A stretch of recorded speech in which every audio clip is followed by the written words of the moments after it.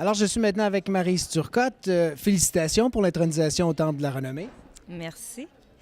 Si on parlait d'abord de ce que ça vous fait de recevoir cette intronisation-là ici ce soir. Bien, j'étais très surprise parce qu'en fait, c'est l'an passé que j'ai reçu un appel concernant cet honneur-là. Et j'étais surprise parce que je suis quand même retirée du sport depuis 7 ans. J'étais très contente, mais malheureusement, l'an passé, c'était pas possible pour moi d'assister à la cérémonie parce que je préparais mes examens de surspécialité en psychiatrie, donc mes examens du Collège royal. Donc ça, c'est les examens finaux. Et puis, me libérer même pour une soirée, c'était pas possible. Donc, on avait convenu qu'on allait remettre ça. Puis ça s'est présenté comme une occasion possible cette année. Donc, je suis là, puis je suis très contente, là.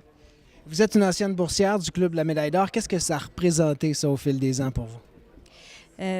Ça a été dans mes premières bourses que j'ai obtenues comme athlète. Puis je me souviens que c'était pas facile à ce moment-là parce que l'haltérophilie chez les femmes, on n'était pas aux Jeux olympiques. Puis ce que ça impliquait, c'est qu'on n'était pas subventionné par Sport Canada. Donc, pas de brevet d'athlète, pas de subvention pour payer les voyages pour les compétitions. Donc, on payait tout, en fait, ce qui n'était pas facile. Et d'avoir eu à plus qu'une reprise, en fait, des bourses du Club de la Médaille d'Or, ça m'a aidé à démarrer, là, puis à payer une partie des compétitions là, à ce moment-là, là.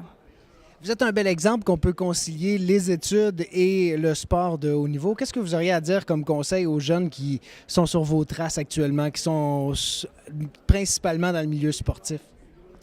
Bien, c'est sûr qu'il faut toujours, je pense, être capable de...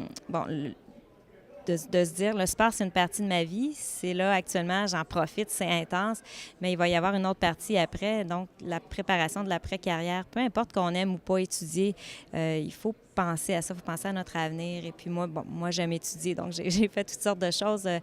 Finalement, j'ai abouti en médecine et en gérontopsychiatrie, mais peu importe quel est le métier, même si c'est de rester dans le sport, mais de le planifier et puis d'entrevoir comment ça va s'organiser parce que ça ne se fait pas tout ça, là. Quand on arrête la carrière, là, il faut mettre les choses en place et puis si on n'y a pas pensé à l'avance, c'est plus difficile, là. Eh bien, félicitations d'abord pour votre carrière sportive, pour la suite aussi dans le milieu professionnel. Vous êtes un bel exemple. Puis félicitations pour votre intronisation ce soir au Temple de la Renommée. Merci beaucoup.